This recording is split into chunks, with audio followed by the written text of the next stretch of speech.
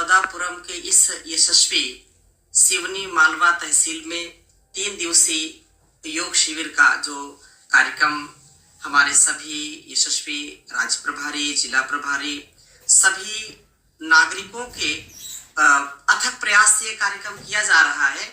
इस योग शिविर का एक उद्देश्य है जो परम पूज्य योग ऋषि श्री स्वामी जी महाराज, आचार्य जी महाराज का बहुत बड़ा विजन और मिशन है कि हम सब तन मन से स्वस्थ रहें।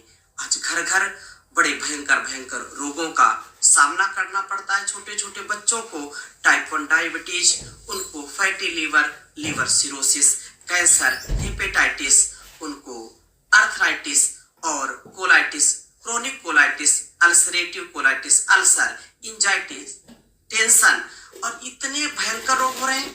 उन रोगों से कैसे बचें?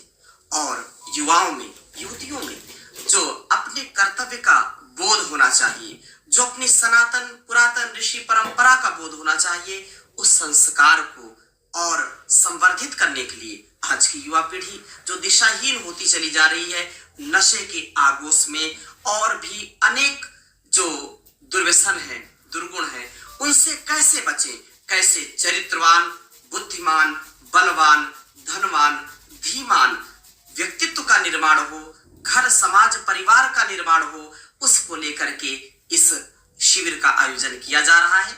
मैं निवेदन करता हूं, आमंत्रण देता हूं, आप बहुत पुरुषार्थ किए हैं, पूरा परिवार आइए और कैसे तन मन के रोगों से हम बच सकते हैं योगाभ्यास करके, क्योंकि करो योग रहो निरोग।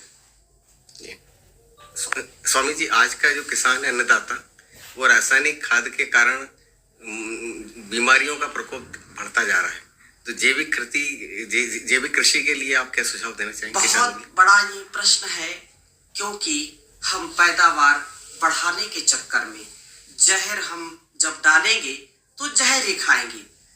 इतनी बीमारियां बढ़ रही हैं। इस जो विष मुक्त खेती हम करें तो हम इससे बचेंगे। अगर विष डालेंगे तो विष पीना पड़ेगा, विष पिएंगे तो आज हम उसका परिणाम देख रहे हैं।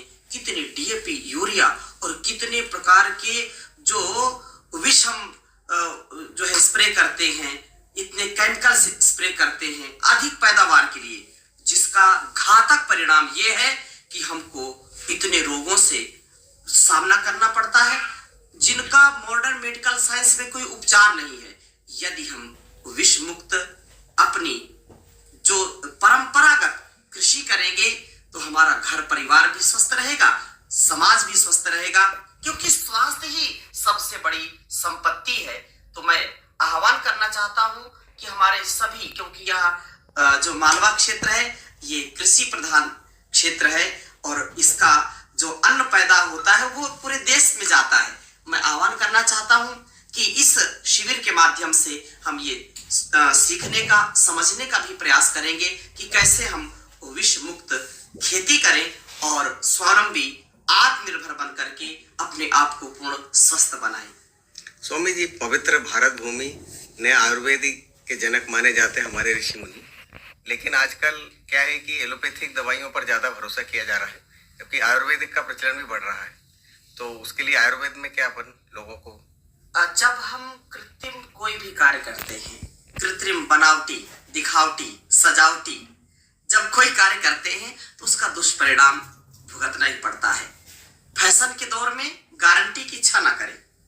तो हमको अपनी उसी परंपरा को आज पूरी दुनिया जिसकी ओर आ रही है, आयुर्वेद, योग और हमारी नैसर्गिक जीवन पद्धति, जो हमारे ऋषि मुनियों ने, लाखों ऋषि मुनियों ने जिस जीवन को जिया और जिसको हमारे लिए उपदेश दिया है, हम यदि इससे विमुख हो गए तो कभी अपने आप को हम स्वस्थ नहीं रख सकते। स्वस्थ परिवार, स्वस्थ समाज, स्वस्थ राष्ट्र नहीं बना सकते। इसलिए आज पूरी दुनिया योग को अपना रही है, आयुर्वेद को अपना रही है।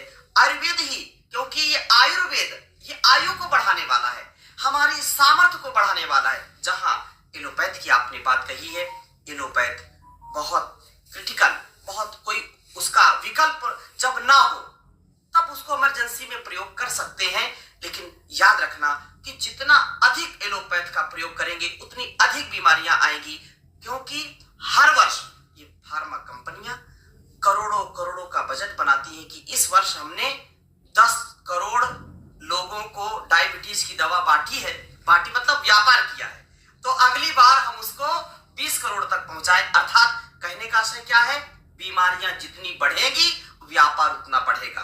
परंतु परम पूज्य योग ऋषि स्वामी जी महाराज ने आयुर्वेद को, योग को जन जन तक पहुंचाया है, और इस उद्देश्य से पहुंचाया है, व्यापार नहीं, परोपकार, उपकार, सेवा, सत्कार की दृष्टि से पतंजलि संगठन, पतंजलि योग पीठ कार्य कर रहा है।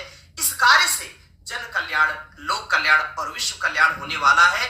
ऋषि रामचरितम सत्यम महाजनो येन गता स पंथा ऋषि रिसर्चर भवती। तो हमारे जीवन में ऋषित्व आए, रामत्व आए, कृष्णत्व आए, तभी हमारा जीवन सफल होगा।